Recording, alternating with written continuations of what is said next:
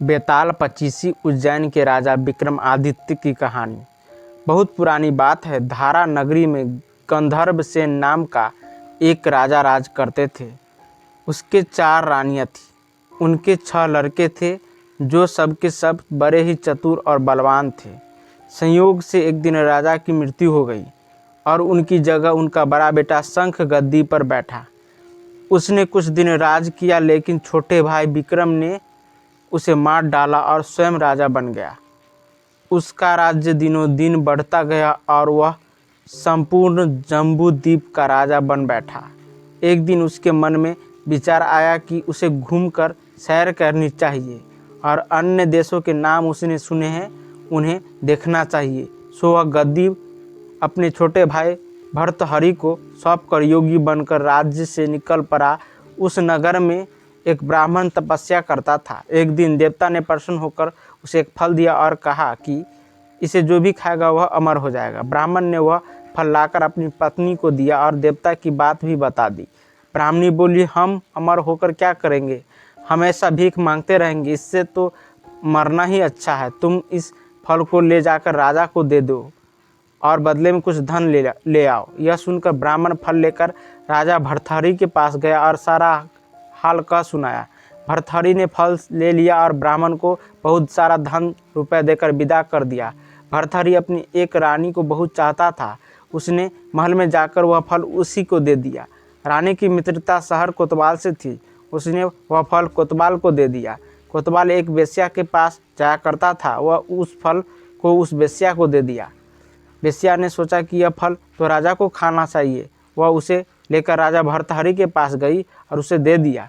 भर्तहरि ने उसे बहुत सा धन रुपए दिया, लेकिन जब उसने फल को अच्छी तरह से देखा तो पहचान लिया। राजा को बहुत बड़ा आघात पहुंचा, पर उसने किसी से कुछ नहीं कहा। उसने महल में जाकर रानी से पूछा कि तुमने उस फल का क्या किया। रानी ने कहा, मैंने उसे खा लिया। राजा ने वह फल निकालकर दिखा दिया। रानी घबरा गई और उसने सारी बात सच सच कह दी। भर्तहरि ने पता लगाया तो उसे पूरी बात ठीक ठीक मालूम हो गई। वह बहुत दुखी हुआ। उसने सोचा यह दुनिया माया जाल है, इसमें अपना कोई नहीं। वह फल लेकर बाहर आया और उसे स्वयं खा लिया। फिर राजपाट छोड़ योगी का वेश बनाकर जंगल में तपस्या करने चला गया। भर्तहरि के जंगल में चले जाने से विक्रम की गद्दी सुनी हो गई। जब राजा इंद्र को यह समाचार मिला तो उन्होंने एक देव को धारा नगरी की रखवाली के लिए भेज दिया। देव नगर की रात दिन रखवाली करने लगा। भर्तहरि के राजपाट छोड़कर वन चले जाने की बात विक्रम को मालूम हुई तो वह अपने देश लौट आया। आधी रात को विक्रम नगर में घुसने लगा तो देव ने उसे रोका। तो राजा ने कहा, मैं विक्रम हूँ, यह मेरा राज है, तुम कौन हो? देव बोला, मुझे राजा इंद्र ने इस नगर की देखभाल के लिए भेजा है। तुम असली राजा विक्रम हो तो आओ और पहले मुझसे युद्ध करो। दोनों में युद्ध हुई। राजा ने जरा सी देर में देव को पछाड़ दिया। तब देव बोला, हे राजन, तुमने मुझे हरा दिया। मैं पहचान गया कि तुम ही असली विक्रम हो। अब तुम नगर में जा सकते हो। इसके बाद देव ने कहा, राजन, एक नगर एक नक्षत्र में तुम्हारे जैसे 3 आदमी पैदा हुए थे। तुमने राजा के घर में जन्म लिया, दूसरे ने तेली के और तीसरे ने कुम्हार के घर। तुम यहाँ का राजा राज करते हो। तेली पाताल में राज करता था। कुम्हार ने योग साधना कर तेली को मारकर शमशान में पिशाच बनाकर के पेड़ से लटका दिया। अब वह तुम्हें मारने की फिराक में है, तुम उससे सावधान रहना। इतना कहकर देव चला गया और राजा विक्रम महल में आ गया। राजा को वापस आया देख सबको बड़ी खुशी हुई। नगर में आनंद मनाया गया। राजा फिर अपने राज्य में राज करने लगा। एक दिन की बात है कि शांतिशील नामक का एक योगी राजा विक्रम के दरबार में आया और उसे एक फल देकर चला गया। राजा को आशंका हुई कि देव ने जिस आदमी को बताया था कहीं यह वही तो नहीं। यह सोच उसने फल नहीं खाया, भंडारी को दे दिया। योगी आता और राजा को एक फल दे चला जाता। संयोग से एक दिन राजा अपने घोड़े का अस्तबल देखने गया था। योगी वहीं पहुंच गया और फल लाकर राजा विक्रम के हाथ में दे दिया। राजा विक्रम ने उसे उछाला तो वह हाथ से छूटकर जमीन धरती पर गिर पड़ा। उसी समय एक बंदर ने झपटकर उसे उठा लिया और तोड़ डाला। उसमें एक से एक लाल पत्थर निकला, जिसकी चमक से सबकी आंखें चौंधिया गई। राजा को बड़ा आश्चर्य हुआ। उसने योगी से पूछा, आप यह लाल पत्थर मुझे रोज क्यों दे जाते हैं? योगी ने जवाब दिया, महाराज, राजा, गुरु, ज्योतिषी, वैद्य और बेटी, इनके घर कभी खाली हाथ नहीं जाना चाहिए। राजा ने भंडारी को बुलाकर दिए हुए सभी फल मंगवाए। तुड़वाने पर सभी में से एक एक लाल पत्थर निकला। इतने लाल पत्थर देखकर राजा विक्रम को बड़ा खुशी हुआ। उसने जौहरी को बुलवाकर उसका मूल्य पूछा। जौहरी बोला, महाराज, ये लाल पत्थर इतने कीमती है कि इनका मोल करोड़ों रुपए में भी नहीं आंका जा सकता। एक एक लाल पत्थर एक एक राज्य के बराबर है। राजा विक्रम उसे अकेले में ले गया। वहां जाकर योगी ने कहा, महाराज, बात यह है कि गोदावरी नदी के किनारे शमशान में मैं एक मंत्र सिद्ध कर रहा हूँ। उसके सिद्ध हो जाने पर मेरा मनोरथ पूरा हो जाएगा। तुम एक रात मेरे पास रहोगे तो मंत्र सिद्ध हो जाएगा। एक दिन रात को हथियार बांधकर तुम अकेले मेरे पास आ जाना। राजा ने कहा, ठीक है, मैं अवश्य आऊँगा। इसके उपरांत योगी दिन और समय बताकर अपने मठ में चला गया। वह दिन आने पर राजा विक्रम अकेला वहां पहुंचा। योगी ने उसे अपने पास बिठा लिया। थोड़ी देर बैठाकर राजा विक्रम ने पूछा, योगी वर, मेरे लिए क्या आज्ञा है? योगी ने कहा, राजन, यहाँ से दक्षिण दिशा में 2 कोस की दूरी पर शमशान में एक पेड़ पर एक मुर्दा लटका है। उसे मेरे पास ले आओ, तब तक मैं यहाँ पूजा करता हूँ। यह सुनकर राजा विक्रम वहाँ से चल दिया। बड़ी भयंकर रात थी। चारों ओर अंधेरा फैला था। पानी बरस रहा था। भूत प्रेत शोर मचा रहे थे। सांप आकर पैरों से लिपटते थे, लेकिन राजा हिम्मत से आगे बढ़ता गया। जब वह शमशान में पहुंचा तो देखता क्या है कि शेर दहाड़ रहे हैं, हाथी चिघार रहे हैं, भूत प्रेत आदमियों को मार रहे हैं। राजा विक्रम बेधड़क चलता गया और पेड़ के पास पहुंच गया। पेड़ जड़ से फुनगी तक आग से दहक रहा था। राजा ने सोचा, हो न हो यह वही योगी है जिसकी बात देव ने बताई थी। पेड़ पर रस्सी से बंधा मुर्दा लटक रहा था। राजा पेड़ पर चढ़ गया और तलवार से रस्सी काट दी। मुर्दा नीचे गिर पड़ा और दहाड़ मारकर रोने लगा। राजा ने नीचे कर पूछा, तुम कौन हो? विक्रम का इतना कहना था कि वह मुर्दा खिलखिलाकर हंस पड़ा। विक्रम को बड़ा आश्चर्य हुआ। तभी वह मुर्दा फिर पेड़ पर जा लटका। राजा विक्रम फिर पेड़ पर चढ़कर ऊपर गया और रस्सी काट मुर्दे को कंधे पर रखकर नीचे आया। बोला, बता तू कौन हो? मुर्दा चुपचाप रहा। तब राजा विक्रम ने उसे कंधे पर एक चादर से बांधा और योगी के पास ले चला। रास्ते में वह मुर्दा बोला, मैं बैताल हूँ, तुम कौन हो और मुझे कहाँ ले जा रहे हो? राजा विक्रम ने कहा, मेरा नाम विक्रम है, मैं धारा नगरी का राजा हूँ। मैं तुम्हें योगी के पास ले जा रहा हूँ। बैताल बोला, मैं एक शर्त पर चलूँगा। अगर तू रास्ते में बोलेगा तो मैं लौटकर वापस पेड़ पर जा लटकूँगा। राजा ने उसकी बात मान ली। फिर बैताल बोला, पंडित, चतुर और ज्ञानी, इनके दिन अच्छी अच्छी बातों में बीतते हैं, जबकि मूर्खों के दिन कलह और नींद में। अच्छा होगा कि हमारी राह अच्छी बातों की चर्चा में बीत जाए। मैं तुझे एक कहानी सुनाता हूँ, ले सुन। पापी कौन? बैताल 25 की पहली कहानी। काशी में प्रताप मुकुट नाम का एक राजा राज करता था। उसका एक बेटा था जिसका नाम वर्ज मुकुट था। एक दिन राजकुमार वर्ज मुकुट अपने दीवान के लड़के को साथ लेकर शिकार खेलने जंगल गया। घूमते घूमते उसे एक तालाब मिला। तालाब के पानी में कमल खिले हुए थे और पानी में हंस किलकोल कर रहे थे। तालाब के किनारे पर घने पेड़ थे जिस पर पक्षी चहचहा रहे थे। दोनों मित्र तालाब के किनारे रुक गए और तालाब के पानी में हाथ मुंह धोकर ऊपर स्थित महादेव के मंदिर पर गए। घोड़े को उन्होंने मंदिर के बाहर बांध दिया। वो मंदिर में दर्शन करके बाहर आए तो देखते क्या है कि तालाब के किनारे राजकुमारी अपनी सहेलियों के साथ स्नान करने आई है। दीवान का लड़का तो वहीं एक पेड़ के नीचे बैठा रहा, पर राजकुमार से न रहा गया। वह आगे बढ़ गया। राजकुमारी ने उसकी ओर देखा तो वह उस पर मोहित हो गया। राजकुमारी भी उसकी तरफ देखती रही। फिर उसने किया क्या कि जूरे में से कमल का फूल निकाला, कान से लगाया, दांत से कुतरा, पैर के नीचे दबाया और फिर छाती से लगा अपनी सखियों के साथ चली गई। उसके जाने पर राजकुमार निराश हो अपने मित्र दीवान के बेटे के पास आया और सारा किस्सा सुनाकर बोला, मैं इस राजकुमारी के बिना नहीं रह सकता, पर मुझे न तो उसका नाम मालूम है न ठिकाना। वह कैसे मिलेगी? दीवान के लड़के ने कहा, राजकुमार, आप इतना घबराए नहीं, वह तो सब कुछ बता गई है। राजकुमार ने पूछा, कैसे? वह बोला, उसने कमल का फूल सिर से उतारकर कानों से लगाया तो उसने बताया कि मैं कर्नाटक की रहने वाली हूँ।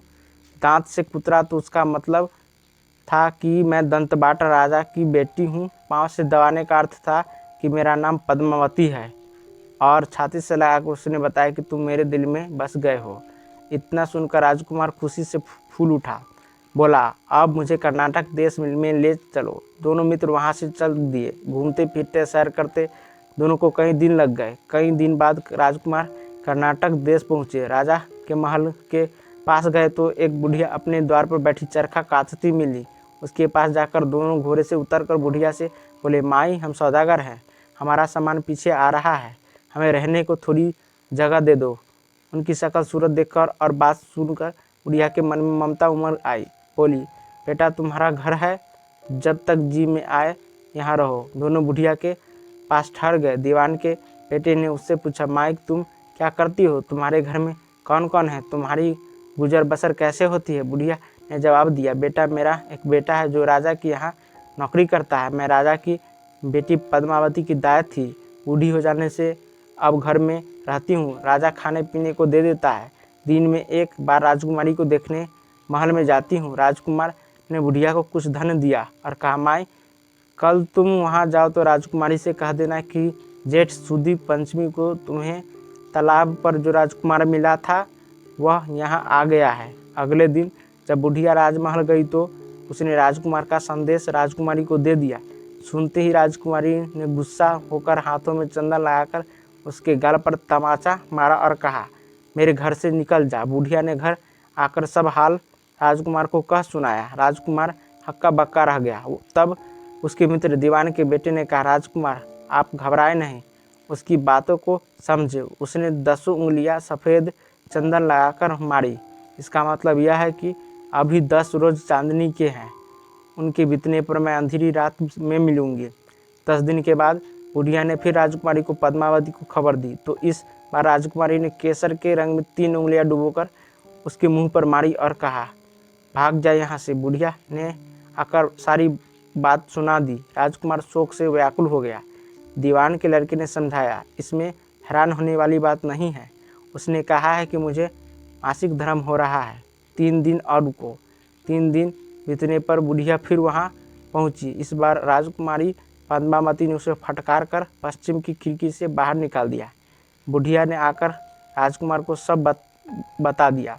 यह बात सुनकर दीवान का लड़का बोला, मित्र, उसने आज रात को तुम्हें उस खिड़की की राह पर बुलाया है। मारी खुशी के राजकुमार उछल पड़ा। रात को राजकुमार ने बुढ़िया की पोशाक पहनी, इत्र लगाया, हथियार बांधे। दोपहर रात बीतने पर वह राजकुमारी के महल में जा पहुंचा और खिड़की में से होकर महल के अंदर जा पहुंचा। राजकुमारी वहां तैयार खड़ी थी। वह उसे भीतर ले गई। अंदर के हाल देखकर राजकुमार की आंखें खुल गई। एक से बढ़कर एक चीज़ें थी। रात भर राजकुमारी के साथ रहा। जैसे ही दिन निकलने को आया कि राजकुमारी ने राजकुमार को छिपा दिया और रात होने पर फिर बाहर निकाल लिया। इस तरह कई दिन बीत गए। अचानक एक दिन राजकुमार को अपने मित्र की याद आई। उसे चिंता हुई कि पता नहीं उसका क्या होगा। उदास देखकर राजकुमारी ने कहा, कारण पूछा तो उसने बता दिया। बोला, वह मेरा बड़ा प्यारा दोस्त है, बड़ा चतुर है, उसकी होशियारी ही से तो तुम मुझे मिल पाई हो। राजकुमारी पद्मावती ने कहा, मैं उसके लिए बढ़िया बढ़िया भोजन बनवाती हूँ, तुम उसे खिला पिलाकर तसल्ली देकर लौट आना। खाना साथ में लेकर राजकुमार अपने मित्र दीवान के बेटे के पास पहुँचा। वे महीने भर से मिले नहीं थे। राजकुमार ने मिलने पर सारा हाल सुनाया। कहा कि राजकुमारी को मैंने तुम्हारी चतुराई की सारी बातें बता दी है, तभी तो उसने यह भोजन बनाकर भेजा है।